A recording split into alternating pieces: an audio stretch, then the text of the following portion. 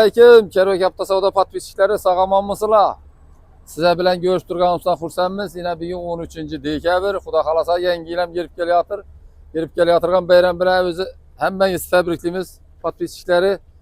Hammangizga oilangizga baxt saodat tilaymiz. Yine atalıqdan geliyor İsmail ülkemize 23. yil 11 ming yurgan Cobalt'a 140 milyona naqd pula verdik.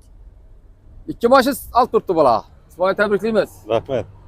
Bu damasımızı 5000 kilometre yürüyen birinci nömrü alıngan. Damasımızı 83 milyon somar naq pula içeride oturttular ülkemiz. Düşünme video dedi.